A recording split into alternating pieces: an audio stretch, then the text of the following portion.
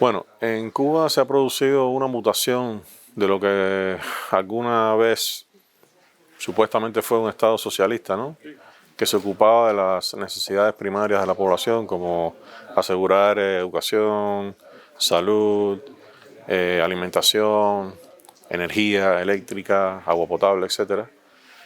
Y en los últimos 15 años se ha producido una especie de mutación silenciosa de ese Estado a un Estado mafioso, a través de un holding que se llama GAESA, que nominalmente pertenece a las Fuerzas Armadas, pero que en la práctica no funciona como una dependencia de las Fuerzas Armadas como tal, sino como un conglomerado manejado por un grupo, por la familia Castro y un grupo de oligarcas cercanos a ella, y que se ha apoderado poco a poco, paso a paso, después que Fidel murió, después que Fidel cayó en cama, no que murió, se ha apoderado de los principales recursos del país. 70% de la economía y 95% de las finanzas. Es correcto. Cuando GAESA empezó, cuando Fidel estaba en plena acción, prácticamente lo que tenía era un 8% del sector empresarial y del sector y de las finanzas del país.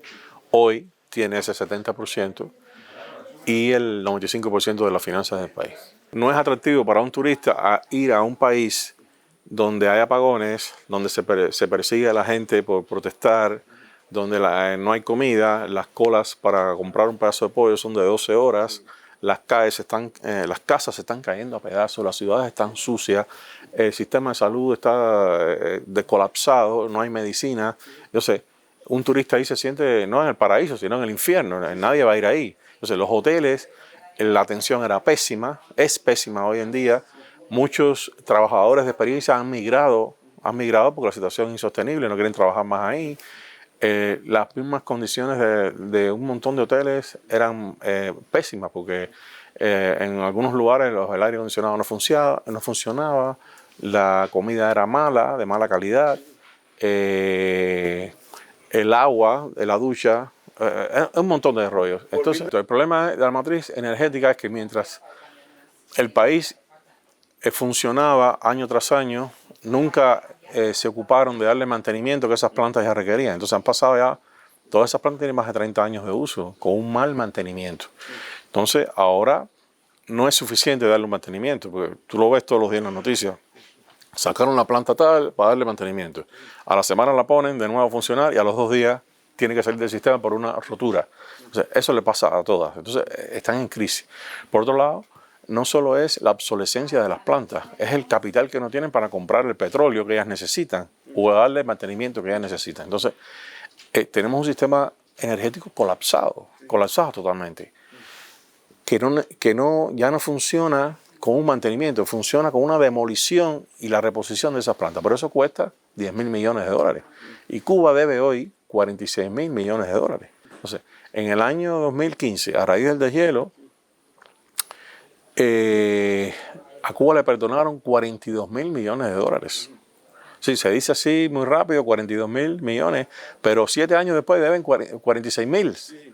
Entonces, ¿cuál es la esperanza que tiene un inversionista? Hoy en día Cuba es Rusia y China tampoco invierten, No. pero Rusia perdonó 29.000 millones de dólares. En fecha reciente, sí. No, en fecha reciente lo que hizo fue darle más tiempo para que ellos paguen los 3.000 millones de dólares que deben, que deben desde 2015 cuando le perdonaron 29.000.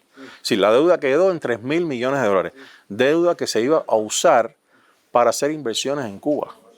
Pero como no pagan, esas inversiones se convirtieron en cero, porque nunca le pagaron. Entonces, con China pasa lo mismo. China ni siquiera cuando el deshielo invirtió un centavo en Cuba. Sin embargo, China invierte miles y miles de millones de dólares en América Latina, en países con economías capitalistas. Pero en Cuba no invierte un centavo. Incluso los empresarios chinos que en algún momento suministraban productos y materias primas a Cuba ya no lo hacen porque les deben miles de millones de dólares. Entonces, Cuba se ha convertido en el cementerio de las inversiones. Es el lugar de América Latina de más alto riesgo para invertir. Por eso hace 4 años nadie invierte en Cuba, nadie. Entonces tienen este juicio de Londres que ha destapado ahora una cacería de estos acreedores que llevan 30 años persiguiendo al Estado cubano para que les pague. Yo le llamo a eso el espejo del fracaso. Sí. Cuando Fidel Castro tomó el país y triunfó la revolución, recibió en sus manos una industria intacta, pudiente, boyante, que era la industria azucarera. Cuba era el principal exportador de azúcar del mundo. Y al pasar de los años, todo ese proyecto fue, aun cuando recibía miles y miles de millones de dólares en petróleo y en insumos por parte de la Unión Soviética para mantener esa industria, la industria fue así, declinando, declinando. Ya cuando pasaron 30 años, los centrales no servían para nada, tuvieron que demoler muchos, desmantelarlos. Hoy en día, ¿qué tienen?